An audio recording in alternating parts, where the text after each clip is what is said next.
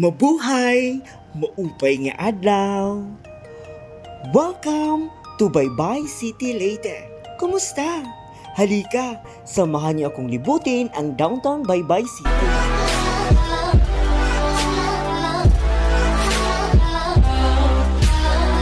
Around 6 in the morning, nag-umpisa nating libutin ang downtown area ng Baybay. We passed by Land Bank at ito, dinaanan din natin ang Princetown Baybay.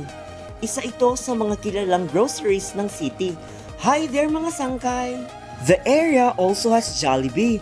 Dito, bida ang saya. Katabi nito ang Rose Pharmacy. We're headed this time sa kanilang port area. Ito't dinaanan natin ang ticketing office ng Roble at ang King Bugchi. Sa paglalakad kong ito, on my left is the passenger terminal. Meron kang makikita na ditong mga estudyante na naghihintay na makapasok sa school. At on my right is the Devi Mart and Save More. Before we continue walking, dito muna tayo sa seawall naglagi. Kay ganda kasing namnamin, ang sariwang hangin, ang payapang dagat, at ang asul na kalangitan na pinalamutian pa ng mga ulap.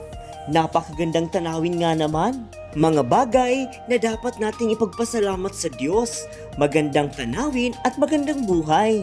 Salamat Lord! As we proceed with our morning walk, we passed by this time Baybay Central Mall, Save More, and Devi Mart again. Ang laki ng establishment. Ang linis pala ng kalsadang dinaraanan natin.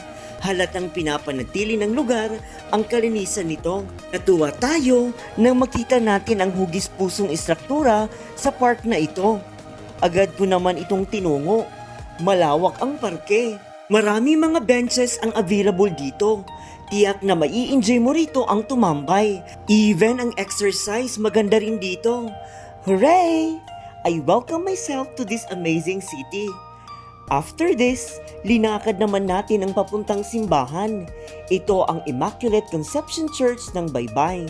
The construction of the church began in 1852 and was finished in 1870. The church was made of baked bricks and coral rocks. It is a Philippine interpretation of the Baroque style of architecture. The Church of Baybay was built to withstand gale, shock, and fire, as well as to provide a physical symbol of faith acceptance among its people. At eto nga, we're able to attend the Mass. Thank you naman Lord. We also passed by the central school of the place. Kahit nga ang aga pa, meron ng mga estudyanteng naandito, sabik mag-aral, nakakatuwa.